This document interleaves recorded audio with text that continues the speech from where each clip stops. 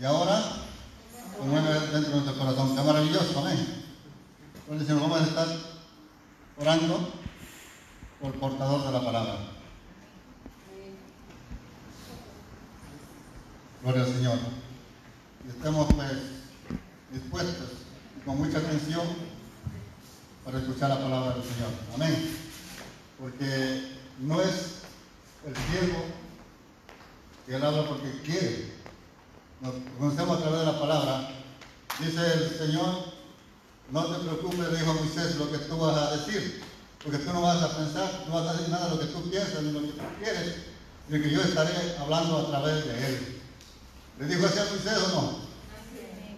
¿Y cuánto lo creemos? Que el Señor nos va a hablar esta mañana. Amén. Oremos, mis hermanos. Pídale en su corazoncito que Dios, su palabra penetre en nuestro profundo en nuestro ser. Padre Santo, Padre de la gloria, mi Dios, damos gracias por esta mañana, por este momento, mi Dios, hemos podido presentar delante de tu presencia, Señor. Padre Santo, en este momento presento a tu siervo, mi Dios, háblanos, Padre Santo, a través de él, mi Dios, exhórtanos, edifícanos, Padre Santo, porque necesitamos cada día más de ti, mi Dios. En el nombre de Jesús, Padre de la gloria, paz y calor encendido por tus labios, limpia todo su ser, limpia toda su mente, Señor, y pongo en tus manos, mi Dios, en el nombre de Jesús. Gracias, Señor.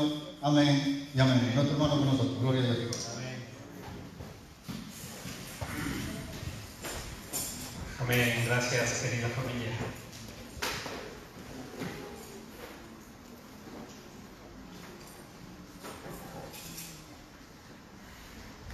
Seguimos en el estudio de las iglesias. Hemos visto anteriormente los mensajes a la iglesia de Éfeso, a la iglesia de Esmirna y a la iglesia de Pérgamo. En esta mañana vamos a ver también el mensaje que Cristo envía a la iglesia que estaba en Tiatira. Así que, amada iglesia, por favor les pido que abramos las Sagradas Escrituras en el libro de Apocalipsis, capítulo 2, versículos 18 al 29, y vamos a estar dando lectura. Apocalipsis, capítulo 2, versículos 18 al 29.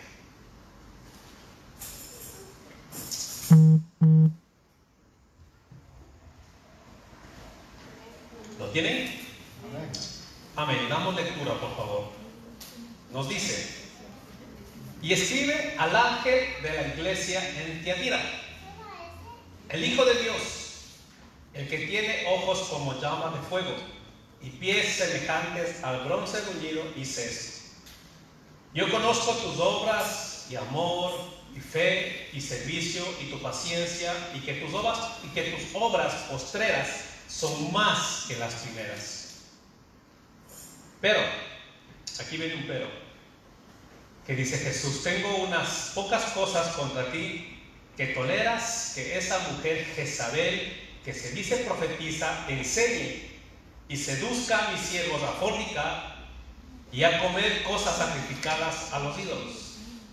Y le he dado tiempo para que se arrepienta, pero no quiere arrepentirse de su fornicación.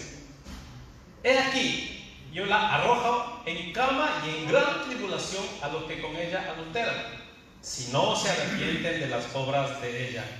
Y a sus hijos heriré de muerte, y todas las iglesias sabrán que yo soy el que escudriña la mente y el corazón, y os daré a cada uno según vuestras obras. Pero a vosotros y a los demás que están en Tiatira, a cuantos no tienen esa doctrina y no han conocido lo que ellos llaman la profundidad de Satanás, yo os digo, no os impondré otra carga, pero lo que tenéis, retenerlo hasta que yo venga. Al que venciere y guardara mis obras hasta el fin, yo le daré autoridad sobre las naciones y la regirá con vara de hierro. Y serán quebradas como vaso de alfarero, como yo también la he recibido de mi Padre, y le daré la estrella de la mañana. El que tiene oído, oiga lo que el Espíritu dice a las iglesias. Amén. Desarrollemos, querida familia, este estudio en esta mañana. A través de cada una de las cartas que el Señor envió a las 7 iglesias en Asia, podemos ver que todas ellas eran diferentes, ¿no es cierto? Los que hemos estado estudiando todo este tiempo, vemos que a cada iglesia el Señor envía una carta diferente. Hasta ahora hemos visto que la iglesia de Éfeso, lo hemos visto que se mantenía en la pureza doctrinal, pero nos dice algo importante, Señor, que esta iglesia había dejado el primer amor. Aunque ella se mantenía en una pureza doctrinal, pero el amor se había apagado en esa iglesia. Por su parte, la iglesia en Esmirna nos dice que se tenía que preparar para la tribulación y el sufrimiento. Fue una iglesia muy perseguida en aquel tiempo, amados hermanos, y lo estudiamos. Y la iglesia en Pérgamo había aceptado, en cambio, cambia totalmente, y esta iglesia había aceptado en su seno diferentes prácticas pecaminosas que esta iglesia ofendían al Señor. Y ahora viene esta cuarta iglesia, este mensaje a la iglesia que estaba en Tiatira. Y decíamos que nosotros nos podemos identificar con tal o cual mensaje de las iglesias. Todavía nos faltan 3 más, aparte de estas 3 más, que el Señor nos permita y nos dé vida para poder traer estos estudios. Pero ahora vamos a ver lo que nos dice la iglesia que está, el mensaje a la iglesia en Tiatira.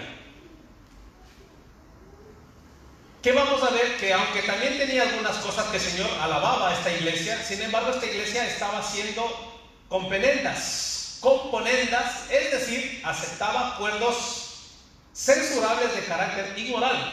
Esta iglesia estaba aceptando involucrarse con el mundo, y esto lo que más odiaba y le desagradaba a Dios. Estaba haciendo convenios, se puede decir, componendas, aceptando acuerdos, permitiendo que la inmoralidad, permitiendo que el mundo entrara a esta iglesia. Por eso es lo que Dios también les dice, que se arrepintieran. Ustedes saben que arrepentimiento es cambio de actitud. Veamos un poco geográficamente la ciudad de Tiatira, donde estaba ubicada. Dice que de las 7 ciudades a las que se dirige una carta, Tiatira era la ciudad más pequeña de todas.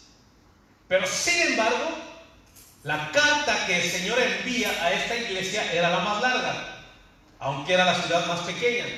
Tiatira estaba ubicada a unos 64 kilómetros al sur de Pérgamo. El nombre de Tiatira significa sacrificio continuo. Tiatira estaba construida en una zona llana, por lo que no había fortificaciones importantes ni tampoco había una acrópolis. Tiatira fue una guarnición armada, es decir, Tiatira fue una base militar y estaba conformada por tropas macedonias.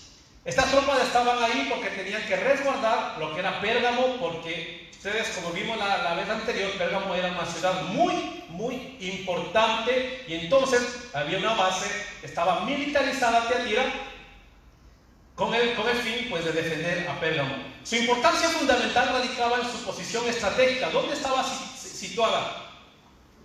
Unía rutas comerciales entre varias ciudades, convirtiéndose en una ciudad rica. Era famosa por sus telas de púrpura. Era una ciudad próspera, era una ciudad donde el comercio se movía, era principal. Por ahí pasaban los lugareños en ese tiempo, y los comerciantes. Era un lugar estratégico. Por lo tanto, Tiatira se distinguía por su gran centro comercial. De hecho, en esta ciudad se han encontrado inscripciones que mencionan numerosas corporaciones. Había empresas de lana, había empresas de lino, fabricantes de ropa, había tintoreros que tenían los telares, los tejidos, talabarteros quiere decir que trabajaban con cinturones de piel, eran curtidores de piel, había alfareros, panaderos, traficantes de esclavos también se movían en esta ciudad, forjadores de bronce, eran las empresas que estaban en esa ciudad. Tiatira también era famosa por su producción de bronce.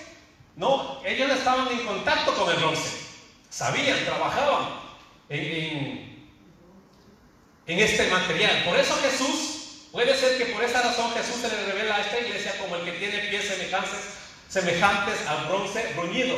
porque ellos conocían de primera mano lo que era este metal, el bronce. Y luego de igual manera también el Señor se presenta como el que tiene ojos como llama de fuego. ¿Y qué nos hace entender esto?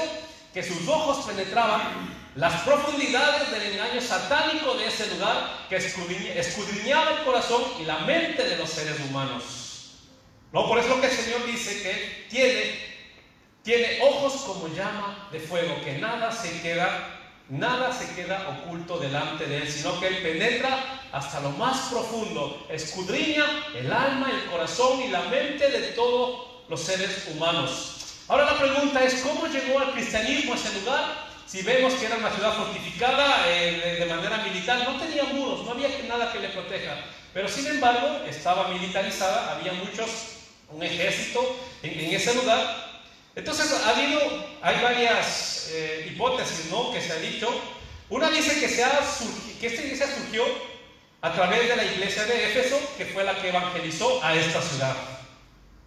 Pero al ser una ciudad, como yo le estaba diciendo, militarizada, de difícil acceso con el evangelio, tal vez fue Lidia, una mujer, la primera persona que respondió al mensaje de Pablo en Filipos, y se cree que fue quien empezó a evangelizar a Tiatira. Ahora miren la importancia de las mujeres también en la iglesia, hermanos. La importancia de las mujeres y cómo una mujer puede influenciar dentro de las iglesias. Porque aquí vemos que, por ejemplo, Lidia, ¿quién fue Lidia? La Biblia menciona a esta mujer que era comerciante de púrpura que provenía de Tiatira.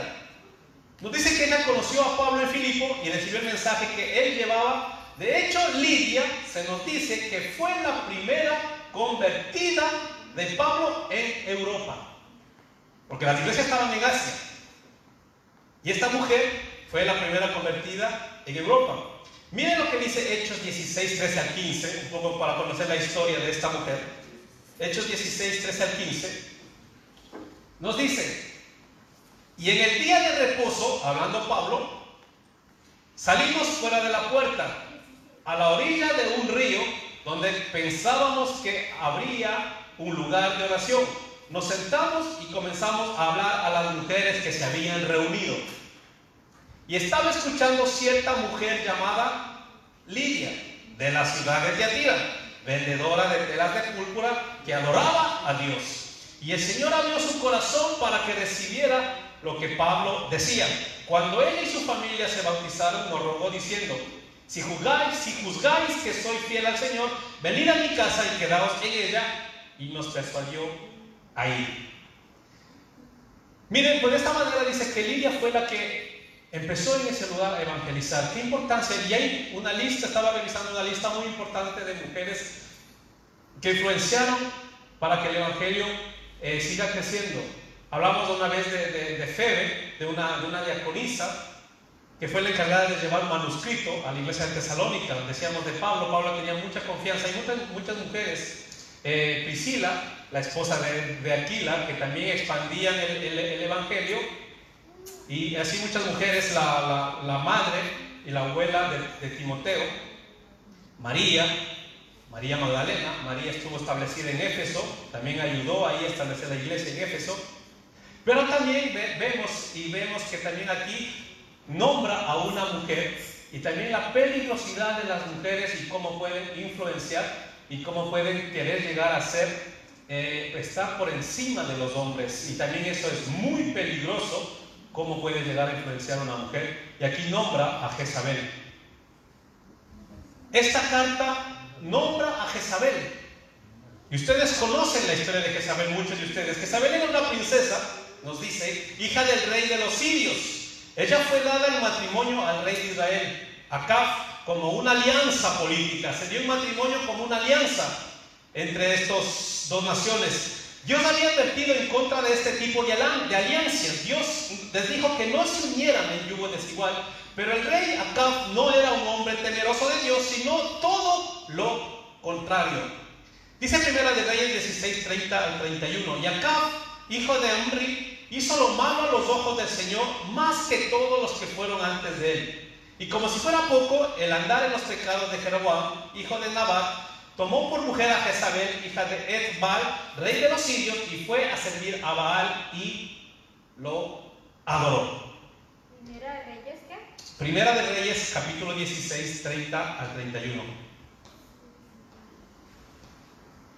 Luego estaremos viendo más en profundidad lo que nos está diciendo acerca de esta mujer o de este espíritu de Jezabel que estaba dentro de esa iglesia. Ahora miren algo muy importante. Cuando estudiamos esta carta, aunque estamos estudiando esta carta, a lo que el Señor escribe, no se nos dice que esta iglesia estuviera sufriendo persecución. No sufría persecución esta iglesia. Lo que sí podemos ver es que, al igual que la iglesia de Pérgamo, la iglesia de Tiatira se vio presionada a transigir o participar con el paganismo. Esto es lo que invadió a la iglesia. No fue una iglesia perseguida. No estaban siendo muertos los hermanos en esta iglesia, pero sí lo que estaba pasando en esa iglesia es que estaba siendo presionada a transigir o a participar con el paganismo. En esta ciudad se hallaba el tiempo dirigido a Apolo y a Artemisa. Apolo era la deidad principal, el cual fomentaba la idolatría, la superstición, los cultos satánicos, al igual que el ocultismo. Y les digo una cosa importante, que cuando estudiamos la última iglesia de Pérgamo, hablábamos acerca de los nicolaitas. Pues en este lugar era el centro de actividades de esta doctrina llamada los nicolaitas, que con ustedes vimos quiénes eran estos nicolaitas. Ahí estaban, era el centro de operaciones de los nicolaitas. Y ahora miren, cuando entran las falsas doctrinas, cuando entran las herejías, cuando entra la apostasía dentro de la iglesia, lo que provoca, por eso lo que Dios censura, por eso lo que Dios manda juicio, cuando la iglesia, cuando los líderes no hablan la verdad. La era de la iglesia de Tiatira produjo lo que en la historia se conoce como la Edad Oscura. Miren lo que provocó que las iglesias permitieran que falsas doctrinas entraran dentro de lo que es la iglesia. ¿Por qué oscura? Porque indica la mezcla del paganismo con el cristianismo que comenzó durante la era de la iglesia de Pérgamo, la cual permitió que cada vez más el paganismo entre a la iglesia y el paganismo igual a oscuridad. ¿Y qué hizo? ¿Qué provocó esto? Que la luz que Cristo le confió a su iglesia se extinguió durante esta época de oscurantismo y no se volvió a encender hasta los días de la Reforma. O sea, en todo este tiempo, cuando la iglesia permitió que el paganismo entrara, que esas doctrinas falsas entraran dentro de las iglesias, se extinguiera, se apagara la luz de Cristo, la sana doctrina dentro de estas iglesias. Y así fue hasta la Reforma, o sea, unos cuantos siglos, amados hermanos. De acuerdo con la historia de la iglesia, podemos encontrar que en la iglesia de Pérgamo y en la iglesia de Tiatira estuvo la llamada doctrina de demonios, cuyo origen fue en el paganismo y que se introdujo en la iglesia durante este periodo y que se prevalece hasta nuestros días.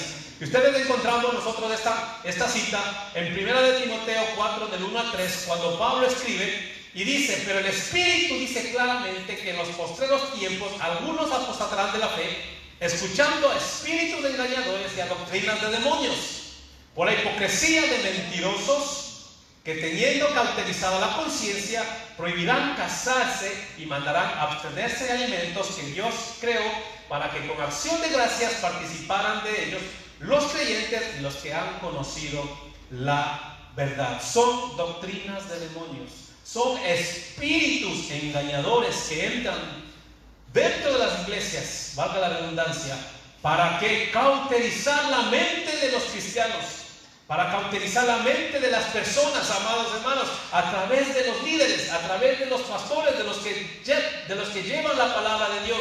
¿Y qué es lo que provoca esto? Miren lo que provoca esto. En el año 313 fue promulgado en Milán la libertad de religión en el Imperio Romano, dando fin a las persecuciones dirigidas por las autoridades contra grupos religiosos. Y esta mezcla,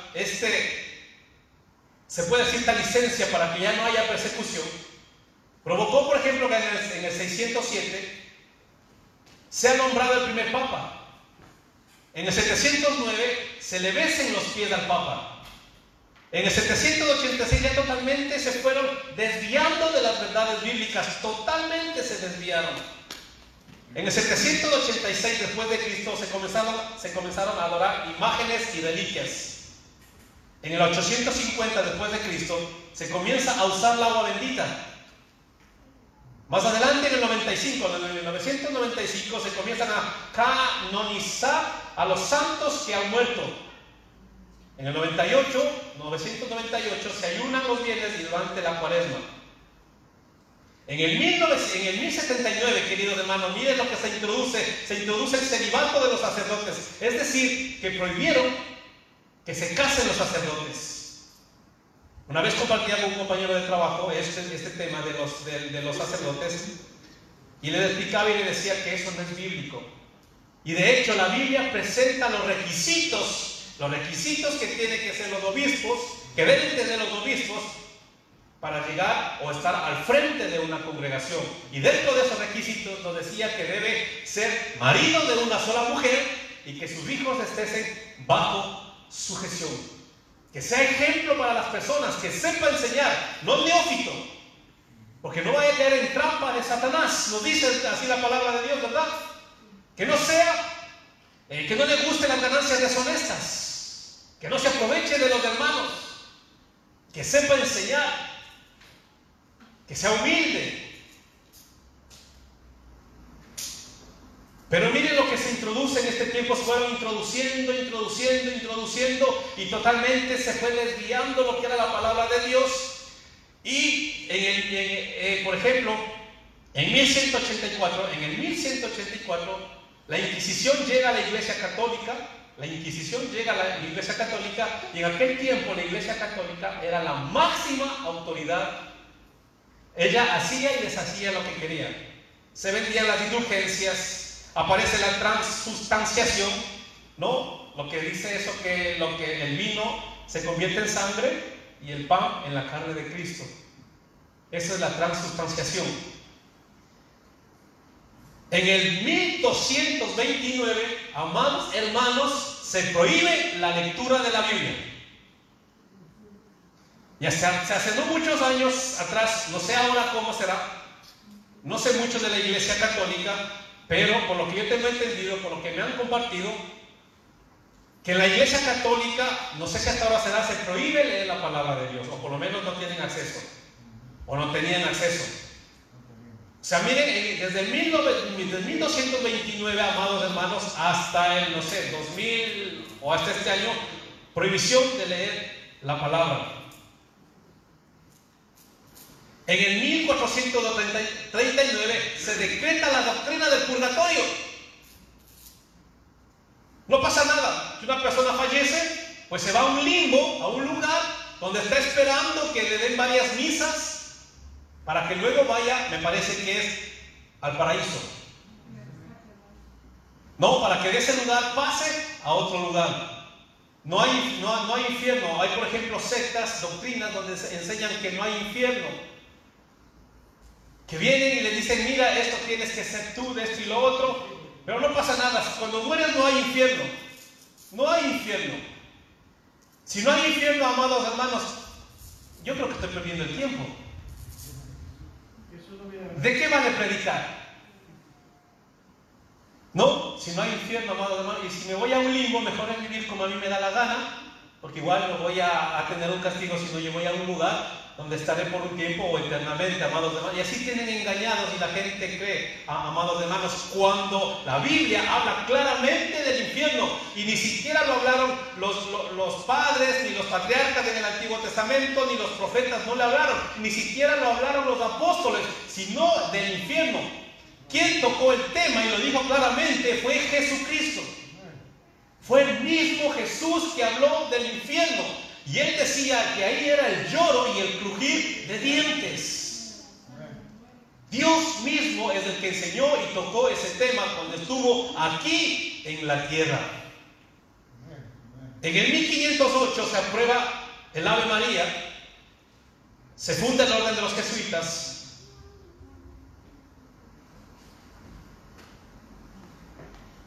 En 1854, Inmaculada Concepción de María. En 1870 se declara inhabilitada el Papa, por ejemplo. Y así, amados hermanos, entran herejías dentro de la iglesia. Por una cuestión.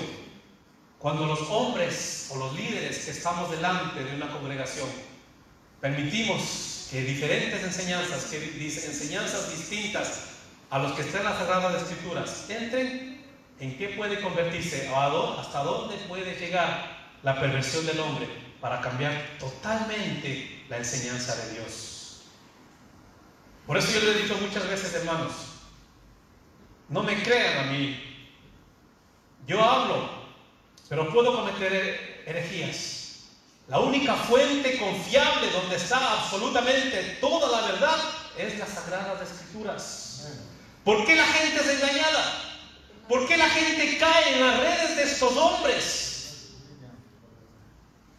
¿Por qué van como no sé, como corderitos o como cabritos detrás de esta gente? ¿Por qué van?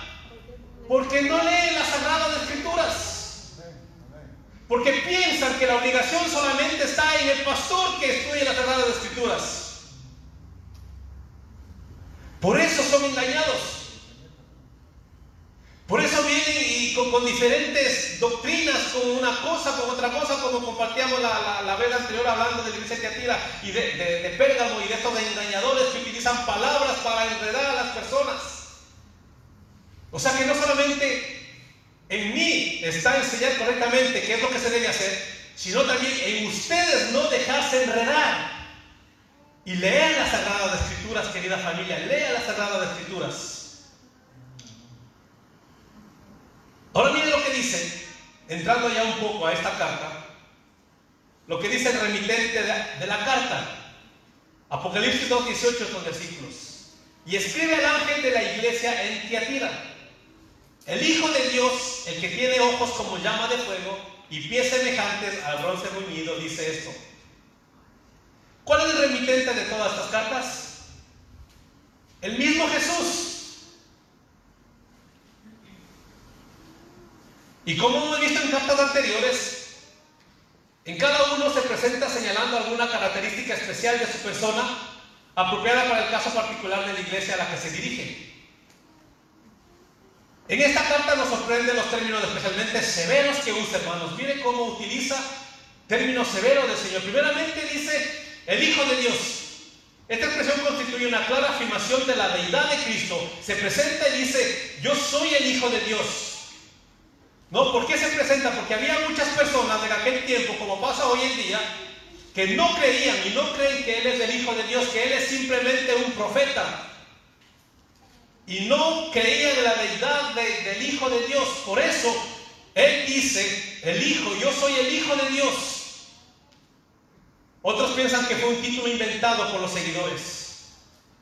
Pero aquí tenemos un claro ejemplo que no fue así.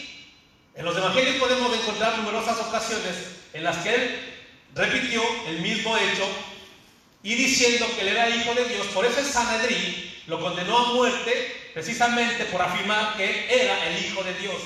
Mateo 26, 63 a 65 nos dice, mas Jesús callaba. Entonces el sumo sacerdote le dijo, te conjuro por el Dios viviente que nos digas si eres tú el Cristo, el Hijo de Dios. Jesús le dijo, tú lo has dicho. Y además os digo que desde ahora veréis al Hijo del Hombre sentado a la diestra del poder de Dios y viniendo en las nubes del cielo, afirmando que Él era el Hijo de Dios. Entonces el sumo sacerdote dice que rasgó sus vestiduras diciendo, ha blasfemado. ¿Qué más necesidad tenemos de testigos? He aquí, ahora mismo habéis oído su blasfemia.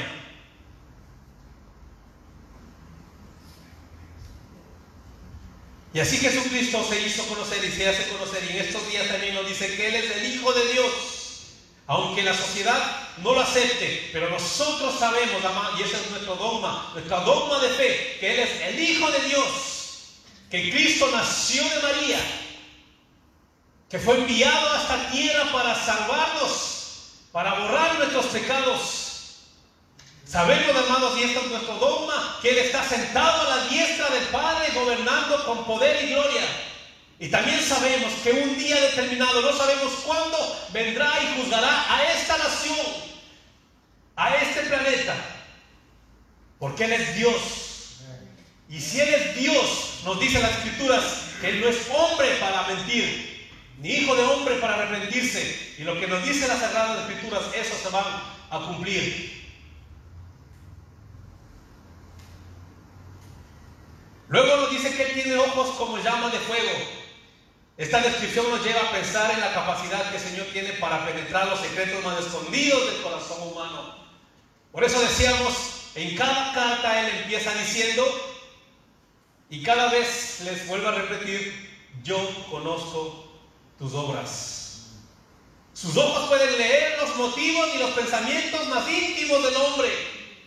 Delante de Él estamos completamente desnudos, no sirve de nada aparentar. Eso es lo que es tremendo y eso es lo que tal vez me llega al corazón cuando dice, no sirve de nada aparentar porque Él nos ve tal y como nosotros somos. No nos sirve de nada aparentar.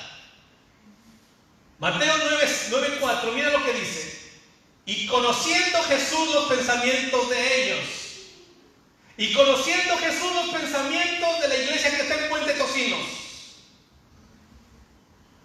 Conocen nuestros pensamientos, les dice a ellos. Y conociendo Jesús los pensamientos de ellos, dijo, ¿por qué pensáis mal en vuestros corazones?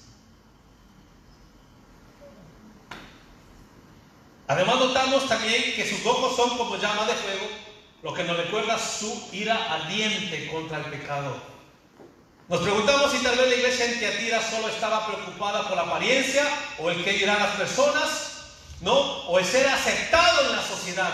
Por eso esta advertencia del Señor para recordarles que Él veía lo que realmente ellos estaban haciendo, lo que ellos tenían en su corazón y como ellos estaban dirigiendo. He ahí lo que el Señor les dice, ojos como llama de fuego. Y luego miren lo que dice, y pies semejantes al bronce bruñido.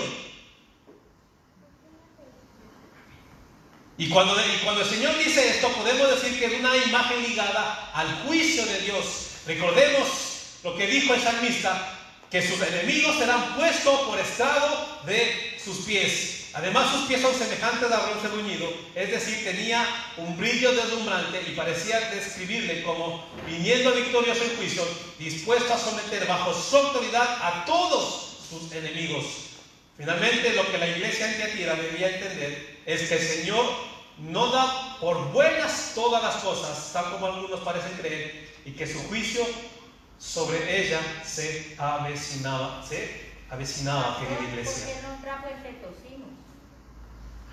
Porque Dios sabe el corazón de nosotros. Dios sabe cómo está tu corazón, hermano. Pero Dios sabe también cómo están en todos otros en todos los lugares del mundo. Dios está en todos los lugares del mundo, sino que como nosotros estamos aquí en este lugar. Y todos los barrios que han nombrado. En todos los lugares del mundo. Que han nombrado. Y en las noticias y en el mundo entero, el Señor conoce el corazón de todo el mundo. La iglesia está. Este pueblo, pastor, porque no me parece bien. Está solo un ejemplo, hermano. Pero sigamos lo que dice, miren. Cristo alaba a su iglesia también. Y también va a alabar la iglesia aquí en Puente Tocinos cuando hacemos las cosas bien. También va a alabar, hermanos. Cuando dice yo conozco tus obras y amor y fe y servicio y tu paciencia y que tus obras postreras son más que las primeras. Igual para todos los lugares, para todas las iglesias, para todas las personas que andan en el camino correcto del Señor. Para todos los lugares. A pesar de que había cosas en la iglesia de Tiatira que les desagradaban al Señor, aún así también tenían algunas cualidades encomiables que el Señor reconoce en ellos. La carta estaba dirigida a toda la iglesia establecida en Tiatira. ¿No? ¿Por qué dijimos tal vez? Porque cada carta estaba dirigida a un lugar. Cada carta estaba dirigida a una iglesia en los diferentes lugares. Porque Dios, por ejemplo, en la carta en Tiatira no estaba dirigida solamente a un lugar, sino a todas las iglesias que estaban en ese sitio. A todas las iglesias. Y aquí, qué precioso también le dice que tenía amor. Que tenía amor. Y el Señor le dice que este amor que esta iglesia tenía era ágape. El amor divino implantado en el corazón humano que se manifestaba en el servicio abnegado y listo para sacrificarse por otros. El amor ágape, el amor que no tiene envidia, el amor que todo lo sufre, que todo lo soporta, que todo lo puede. El amor que no es envidioso, que no es jactancioso, como dice en 1 Corintios capítulo 13. Ese amor también estaba dentro de ese lugar, dentro de esa iglesia. ¿Por qué podemos decir que estaba dentro de esa iglesia? Porque no es que dentro de la iglesia, de un lugar físico como nosotros lo vemos hoy, estaban divididos, sino que hacer esta iglesia dirigida al pueblo que estaba en Tiatira, pues se reunían en diferentes lugares. Y en un lugar estaban permitiendo que entrara esta doctrina, la cual nos dice, y en otros lugares pues estaban manteniendo la fe, manteniendo el amor. No, porque no estaba destinada solamente a una iglesia, sino estaba a Tiatira. Y les dice, el amor, también entre ustedes, les dice a Tiatira, hay el amor, ese amor puro, que ni siquiera lo tenía la iglesia de Éfeso, no lo tenía. Pero dice que aquí sí había ese amor ágape que se mantenía. Y también dice que había servicio. La evidencia de que amamos, queda manifestada en nuestra disposición a servir al Señor y a nuestro prójimo. Por supuesto, este tipo de servicio cristiano no se refiere a hacer lo que nos gusta, sino lo que el Señor nos manda hacer, y muchas veces es sacrificio, amados hermanos, que tenemos que hacer, pero tenemos que servir, eso es lo que el Señor le agrada. Nos dice que esta iglesia también tenía fe, tenían la confianza en el Cristo, tenían la confianza en el Señor. Y su fidelidad era constante hacia el Señor. Y nos dice paciencia. La evidencia de la verdadera fe se manifiesta en la perseverancia. Ellos estaban perseverantes, estaban pacientes. Como hemos visto que la paciencia es perseverar, es mantenerse. Y dice que tal vez las pruebas, las dificultades y este grupo de personas tal vez no permitieron que en su corazón entrara todas estas falsas doctrinas. Y por último, el Señor reconoce que sus obras postreras, les dice, postreras, son más que las primeras. Es decir, observaba un proceso en la vida espiritual de esta iglesia. Miren, les dice que esta iglesia, que sus obras postreras eran mejores que las primeras, iban en aumento. ¿Qué estaba observando el Señor? Que en esta iglesia había un progreso, que no se quedaban estancadas. No, lo que puede suceder en las iglesias que vienen, se convierten, son cristianos, pero su vida espiritual no crece, no maduran. Pero en esta iglesia vemos que sí había un progreso en este sentido, en la vida espiritual. Todo lo contrario a lo que pasó en Éfeso, que ahí en lugar de ser fervientes, de tener el primer amor, nos dice que se les había acabado este primer amor. Pero luego, queridos, lastimosamente nos dice que Cristo también reprende a esta iglesia.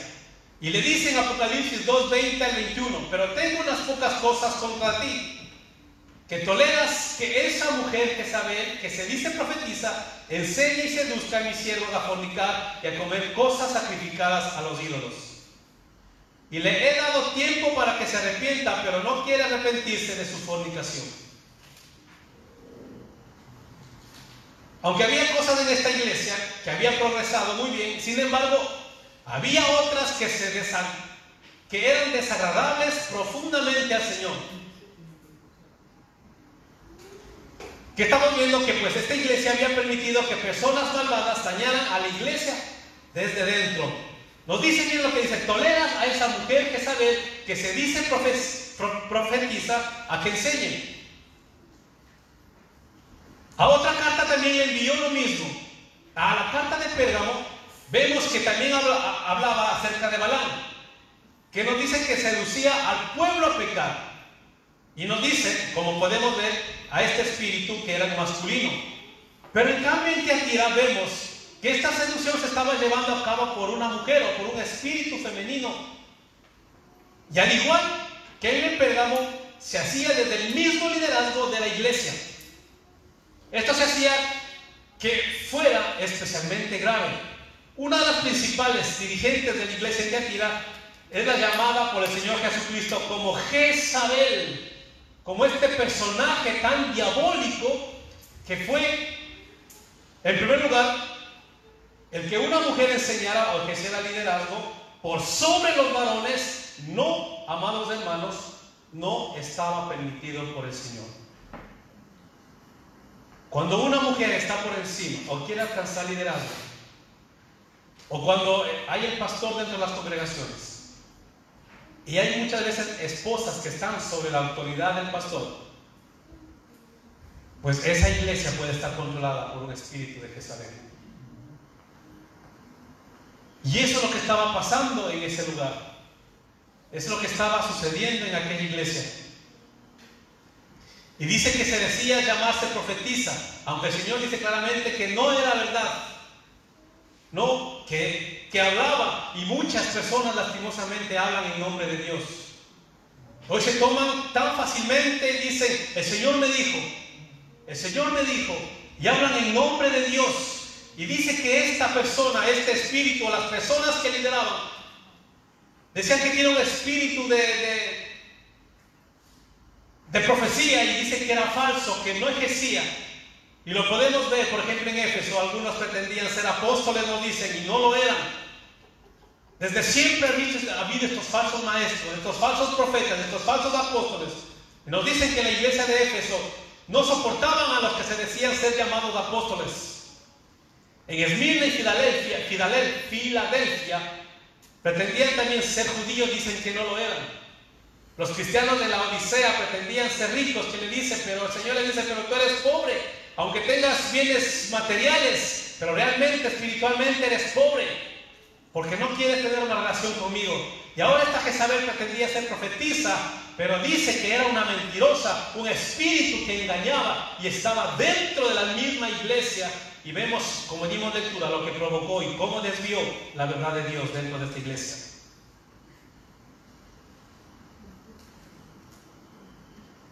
Aquella Jezabel de la antigüedad era hija de un rey pagano de Sidón que se casó con Acab, el rey de Israel. Así que ella llegó a ser reina y por lo tanto tenía la oportunidad y el derecho para influir en el gobierno según sus antojos, y así fue. Ella influenció en el gobierno, estuvo por encima de su marido. Y la historia del Antiguo Testamento nos confirma que efectivamente ejerció una notable influencia sobre su marido. El hecho de que Acab se casara con una mujer pagana era algo que Dios había prohibido. Y el mismo principio encontramos en el Nuevo Testamento cuando Dios nos dice que no podemos unirnos en yugo desigual. Nos dice en 2 de Corintios 6:14. No os unáis en yugo desigual con los incrédulos, porque ¿qué compañerismo tiene la justicia con la injusticia? ¿Y qué comunión la luz con las tinieblas? Y esto nos dice que era el problema de la iglesia de Tiatira. Ellos también se habían unido en yugo desigual con el mundo. Jezabel representaba la unión de la iglesia y el Estado, es decir, la iglesia aceptaba costumbres que eran aborrecidas por Dios. Quería esta iglesia estar bien con el Estado, estar bien con el gobierno, con ese lugar, y permitía pues que esta clase de doctrinas entraran e hicieran mella, hicieran mucho daño dentro de esta iglesia. Y pues esto inevitablemente nos recuerda cuando en el siglo IV la iglesia se unió al Imperio Romano. Aunque se puede parecer que se supuso un importante avance para el Evangelio, lo cierto es que a partir de ese momento la iglesia introdujo enseñanzas que provenían de los cultos paganos que finalmente destruyeron su identidad como iglesia de Cristo.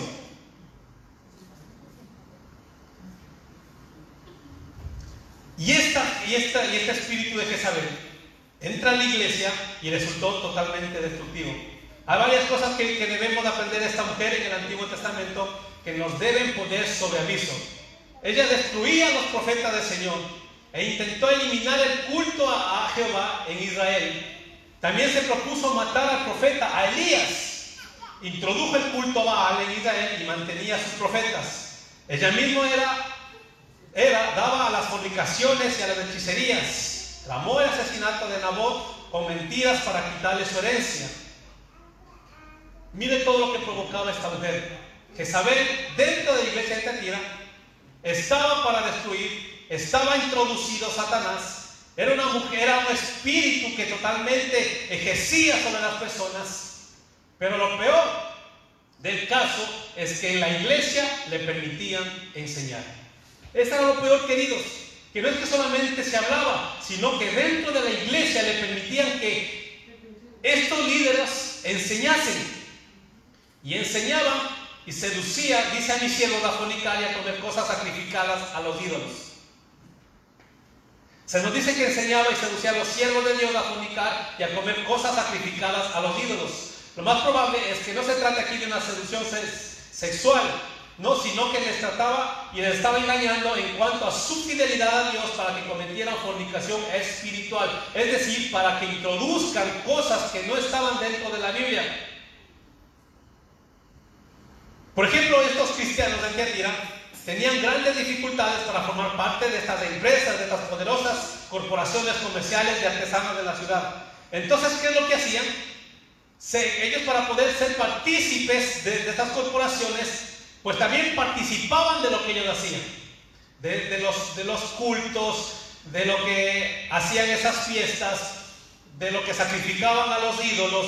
Pues personas dentro de las iglesias, para ser partícipes de ellos, también se contaminaban y hacían lo que estas corporaciones realizaban en ese momento. Comían sacrificado a los ídolos. Había fiestas así en ese lugar y pues ellos estaban ahí para que no puedan perder peso sobre lo que ellos ejercían. Y entonces ellos fueron contaminándose de a poco con estos cultos paganos. Y muchas de las veces nos dicen que estas reuniones, estas comidas, estos sacrificios a los ídolos terminaban en libertinaje sexual. Y parece que Jezabel estaba persuadiendo a los miembros de la iglesia a participar en este tipo de celebridades. Si fuera así, la iglesia en Tiatira habría sacrificado ciertos principios espirituales a cambio de obtener beneficios económicos y sociales, lo que finalmente habría llegado a la iglesia a una relajación moral y espiritual total, permitiendo que este espíritu haga lo que le da la gana dentro de la iglesia. Y finalmente, cada nueva generación de cristianos tiene que enfrentarse con esta complicada situación, hermanos, porque cuando hay dentro de las iglesias, cuando a lo mejor quieren ejercer autoridad desde afuera hacia adentro, si por ejemplo el gobierno nos dice que nosotros tenemos que hacer ciertas cosas que no son bíblicas, nosotros nos dice que estamos aquí para obedecer lo que dicen las autoridades y lo vamos a obedecer. Pero si esas leyes que nos dicen van en contra de nuestros principios bíblicos, lastimosamente, amados hermanos, no podemos obedecer.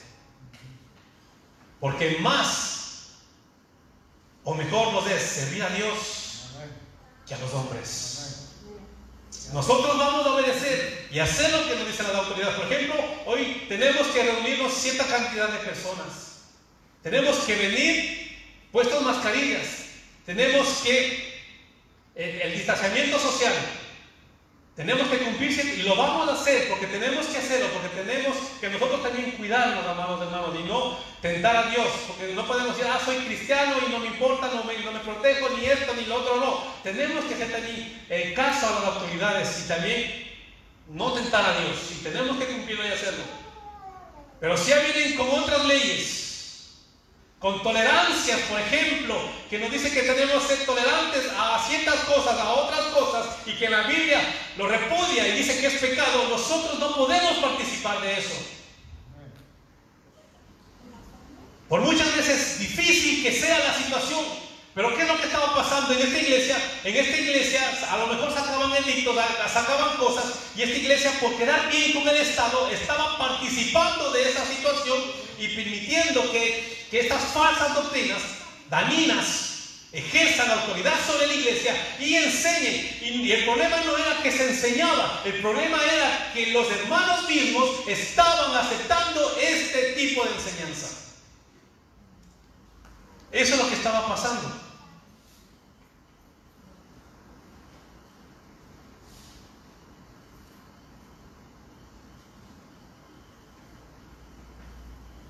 Y claramente en Santiago 4:4 dice: oh almas adúlteras, o almas que les gusta mezclarse con el mundo. ¿No sabéis que la amistad del mundo es enemistad contra Dios? Cualquiera pues que quiera ser amigo del mundo se constituye en enemigo de Dios.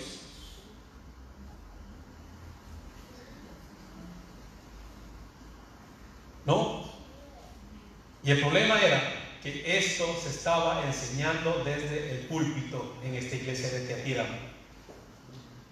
La iglesia había permitido que personas no creyentes tuvieran posiciones de responsabilidad y que además enseñasen a la congregación y a la iglesia cómo tenía que proceder. Yo recuerdo en una reunión de pastores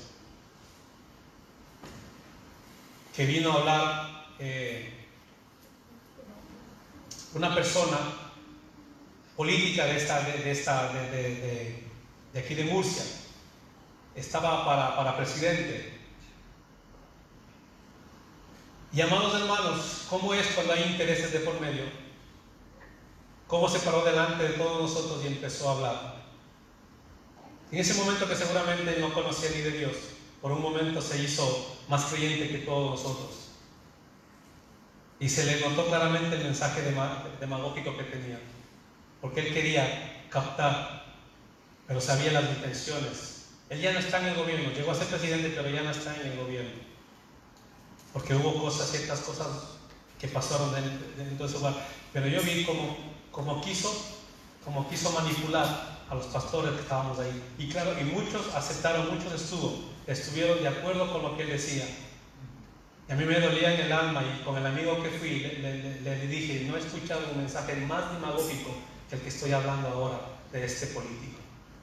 Y qué pena cuando hay intereses, hermanos, y cuando quieren que tal vez la iglesia, por ahora circunstancias, porque buscan cosas, logros o objetivos, permitan, hermanos, que dentro de las iglesias entren personas para dañar el testimonio de Jesucristo.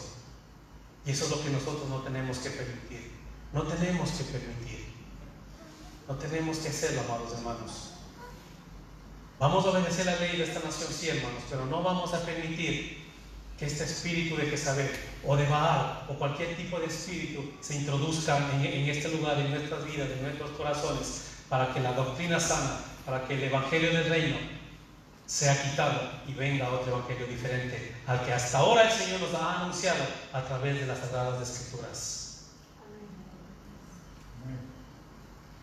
Luego dice: y le ha dado tiempo para que se arrepienta, pero no quiere arrepentirse de su fornicación. Miren, el Señor es bueno. La Jezabel del Antiguo Testamento tuvo la oportunidad de arrepentirse cuando Dios envió al profeta Elías a encontrarse con Acab y los profetas de Baal. Ella se demostró que allí se demostró que Jehová era el único Dios verdadero. Ustedes pueden ver la historia de Elías, cuando Dios envía fuego y consume todo lo que estaba ahí. ¿No? Y luego, ¿qué pasó? Elías mató a los 400 profetas de esta mujer. Y en lugar de esta mujer arrepentirse, y después de haber sido testigo del poder de Dios y de haberse consumido todo lo que Elías preparó, ¿qué pasó? Esta mujer mandó a matar al profeta de Dios, porque no había temor de ella. No había en su corazón el temor hacia Dios. ¿Y qué quiere decir, amados hermanos? Estas personas que engañan, que predican evangelios diferentes, que hablan lo que les da la gana, no tienen temor de Dios. En su corazón solamente está el engaño. En su corazón solamente está el sacar provecho para sí mismo. No les interesa, como les decía, las personas solo quieren aprovecharse, solo quieren hablar lo que ellos tienen en su mente, en su corazón, porque no hay temor de Dios. Y al igual que Jezabel, que mandó a enviar, que envió a personas para que mataran a Elías, a esta gente no le importa matar a miles de cristianos espiritualmente.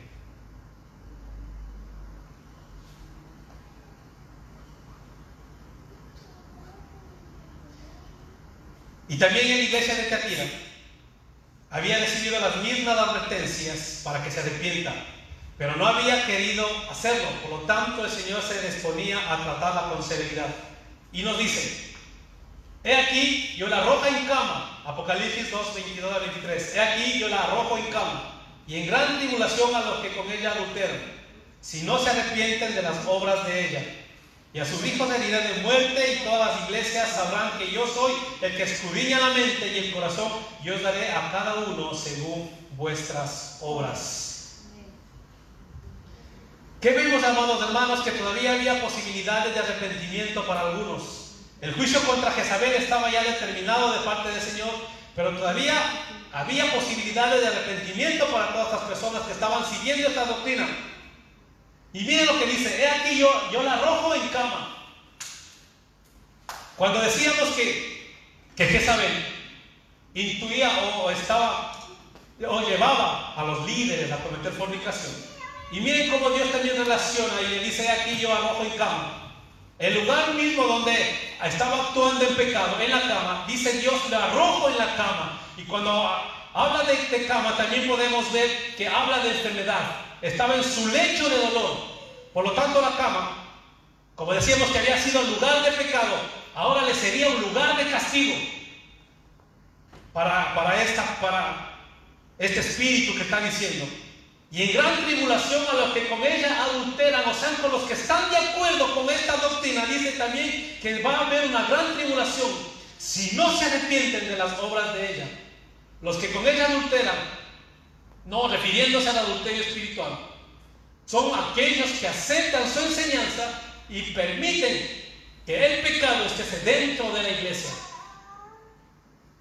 Hablando a pastores, hablando a líderes, diciendo que permiten esta enseñanza, y hablando también a las personas dentro de esas iglesias. Y miren lo que dice: y a sus hijos heriré de muerte. Esta falsa doctrina enseñada por Jezabel había producido un prole de individuos contaminados que se habían pervertido y se habían hecho también hijos espirituales. Ellos seguían los caminos de su madre y terminarían del mismo modo que ella, a no ser que se arrepientan.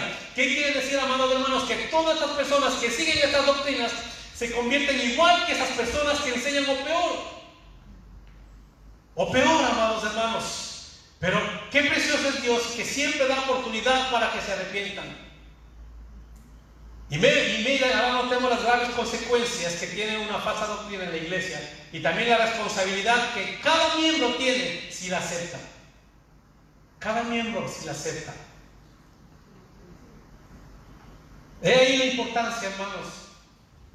He ahí la importancia, como les he dicho, de no comernos todo lo que está en internet, de no aceptar todo lo que se escucha de las predicaciones. Siempre tenemos que pasarle por el filtro de Dios. Todas las enseñanzas por el filtro de Dios.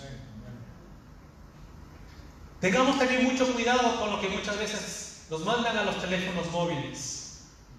Que si estas oraciones, que si repites estas oraciones, que serás bendecido, que si luego pasa a otras personas, y si no, la bendición de Dios no va a venir, o si te va a caer esto, si te va a caer otro, no. Tenemos que tener mucho cuidado de todo eso, que solamente quieren engañarnos, amados hermanos. La importancia de conocer la sana doctrina, la verdad de Dios, y de estar en un lugar establecido, de no estar en una iglesia, en otra iglesia, en otra iglesia, en otra iglesia. Pongámonos, quedémonos donde el Señor nos ha puesto. Y si ustedes ven que no hay sana doctrina, eso sí, díganle al Señor: me voy a otro lugar porque aquí no hay sana doctrina. Pero si nos movemos solamente por nuestras emociones, es totalmente diferente, amados hermanos. No permitamos que doctrinas diferentes a las que está establecida por Dios entren a nuestros corazones. No nos comamos cualquier cosa.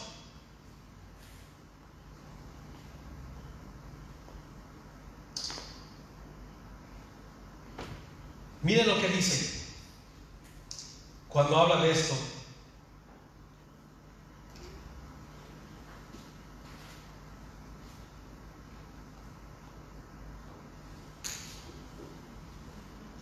Cuando dice que llama al arrepentimiento,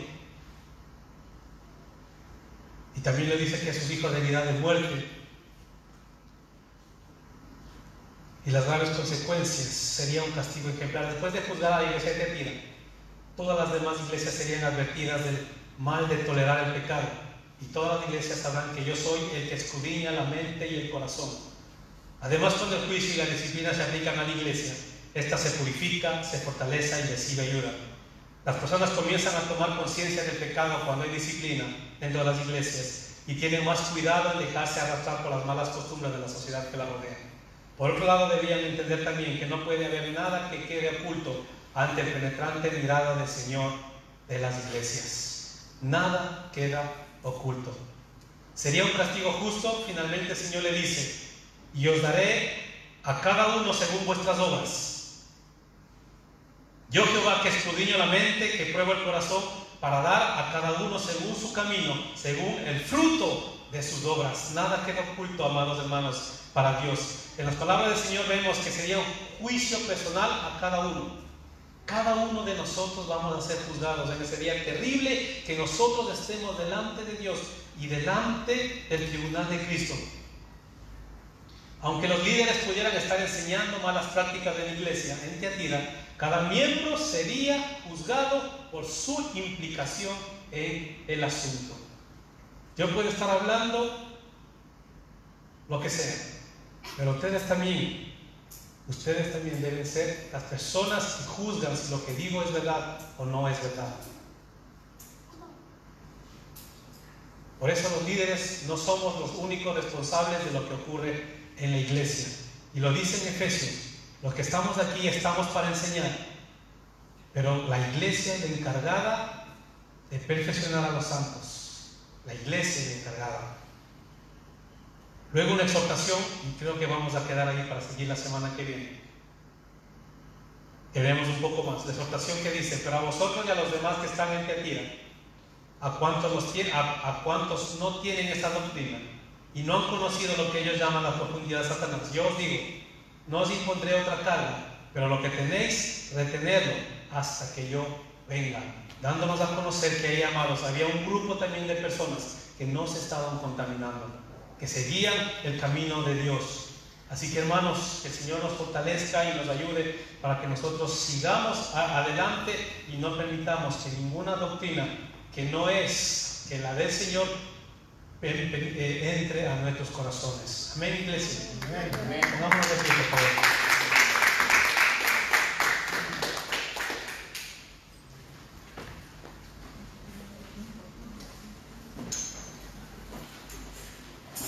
Te damos gracias, Señor, por este tiempo.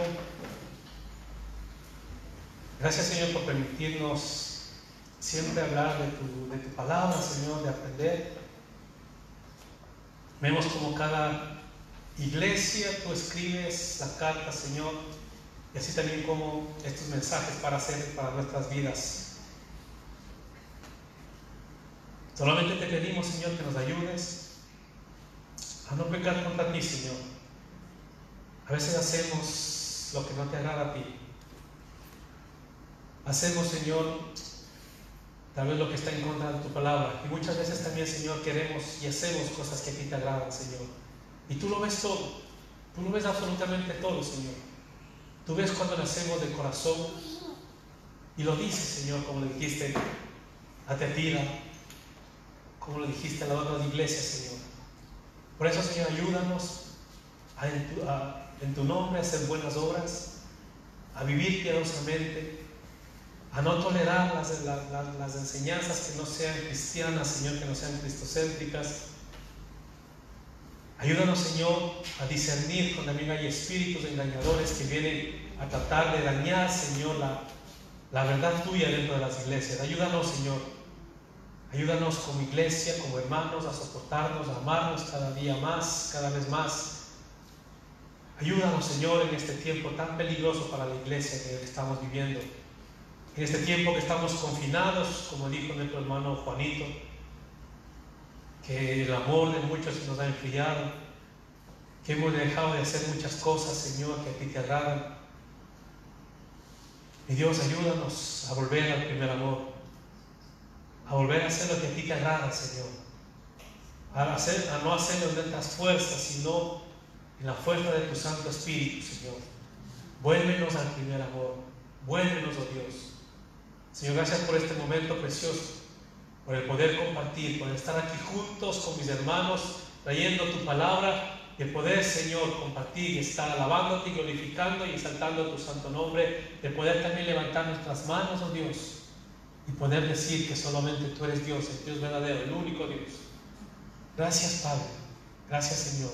Te glorificamos, Señor, en el precioso nombre de Cristo Jesús. Amén y amén.